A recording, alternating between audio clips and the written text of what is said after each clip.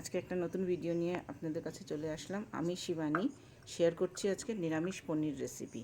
পনিরগুলোকে কি সুন্দর করে কেটে নিয়েছি আর ফ্রাইং প্যানের মধ্যে রিফাইন তেল দিয়ে গরম হতে দিয়েছি। যেটুকু দেখতাম যে একটু গরম হয়ে গেছে, তার মধ্যে আমি এখন পনিরগুলোকে দিয়ে দেবো। পনিরগুলোকে বেশি সময় ভাজবো না, একদম কম করে ভাজবো। যত সময় পনিরগুলি হচ্ছে তত সময় আমি ক্যাপসিকামগুলিকে সুন্দর করে কেটে নিয়েছি, আর সঙ্গে মটর কতগুলি ছুলে নিয়েছি। হাফ কিলো মতন মটর আমি ছুলে নিয়েছি, রেডি করে নিয়েছি। পনিরগুলো মোটামুটি ভাজা ভাজা হয়ে গেছে, বেশি লাল করিনি, এরকম কম লালের মধ্যে এখন তুলে নেব। তো নিরামিষ পনিরের এই রেসিপিটা যদি আপনারা একবার বানিয়ে খান তাহলে বুঝতে পারবেন যে বারবার বানিয়ে খাওয়ার ইচ্ছা করবে। তাহলে খুব সহজ পদ্ধতিতে, একদম ঘরোয়া পদ্ধতিতে আমি এই পনিরটা বানাচ্ছি। তো পনিরটা রেসিপিটা বানানোর চেষ্টা করছি, আপনারা সঙ্গে থাকুন। এখানে এখন আমি নিয়ে নিয়েছি লঙ্কা। যেহেতু নিরামিষ, এখানে পেঁয়াজ টেয়াজ কিছু দেবো না। আমি গরম মশলা দিয়ে দিয়েছি ফ্রাইং প্যানে। মিক্সির মধ্যে করে নিয়েছি লঙ্কা আর আদা পেস্ট। এখন ফ্রাইং প্যানটা বসিয়ে দিয়েছি। ফ্রাইং প্যানের মধ্যে আমি একটুখানি ক্যাপসিকামগুলিকে ভেজে নিচ্ছি। ফার্স্টে কয়েকটা জিরা দিয়ে ক্যাপসিকামগুলোকে একটু ভেজে নিচ্ছি।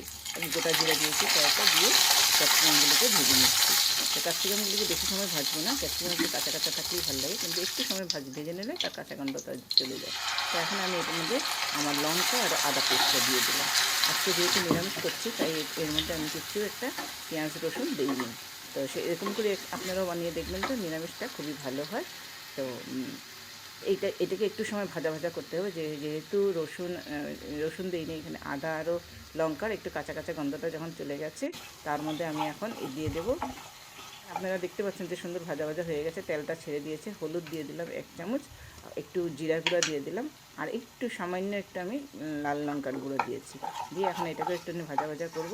তো আপনাদেরকে বলছি, আপনারা যারা যারা ভিডিওটা দেখছেন, ভিডিওটা আপনারা নিশ্চয়ই চেষ্টা করে দেখবেন এরকম সিম্পলভাবে নিরামিষভাবে বানাতে এরকম লাগে।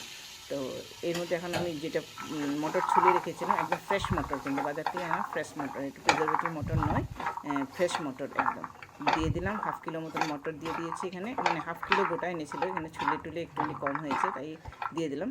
দিয়ে এখন এটাকে ভালো করে একটু সময় ভাজা ভাজা করবো, যাতে মটরের যেটা কাঁচা গন্ধ সেটাও চলে যায়। 1 চামচ লবণ দিয়ে দিলাম, স্বাদ মতন লবণ দেবেন সবাই, যার যেরকম টেস্ট, টাং অফ টেস্ট, সেটা আমার বাড়িতে যতটুকু লবণ প্রয়োজন আমি দিয়ে দিয়েছি। দিয়ে এখন এটাকে একটু সময় ভাজা ভাজা করবো। মটরটাকে একটু নরম হওয়ার জন্য আমি এটাকে ঢেকে দিই। ঢেকে এখন মিনিট 2 রেখেছি, তারপর আবার ঢাকনা সরিয়ে দেখেছি যে মটরটা একটু কালার চেঞ্জ হয়েছে, দেখলেন মটরটা সিদ্ধ হয়ে এসছে। এবার মটরটার মধ্যে আমি দিয়ে দিচ্ছি একটুখানি জল, মিক্সির বাটিটার মধ্যে একটু জল দিয়ে ওই জলটা দিয়ে দিয়েছি। এখন মটরটা যাতে সিদ্ধ হওয়ার জন্য আমি একটু জল দিয়ে দিলাম। জল দিয়ে এখন এটাকে আবার ঢেকে রেখে দেবো। অল্প সময় ঢেকে রেখে দিলে মটরটা আরেকটু ভালো করে সিদ্ধ হয়ে যাবে। তো আমি ঢেকে রেখে দিলাম। এবার দেখছি যে মটরটা 2 মিনিট মতন পরে দেখছি মটরটা প্রায় কালার চেঞ্জ হয়ে গেছে, মটরটা মোটামুটি সিদ্ধ হয়ে এসছে। তো আপনাদেরকে বলবো, সব যারা যারা ভিডিওটা দেখছেন ভিডিওটা শেয়ার করে দেবেন। দিয়ে দিলাম 2 চামচ দই। 2 চামচ দইকে খুব সুন্দর করে ফেটে 2 চামচ দই দিয়ে দিলাম।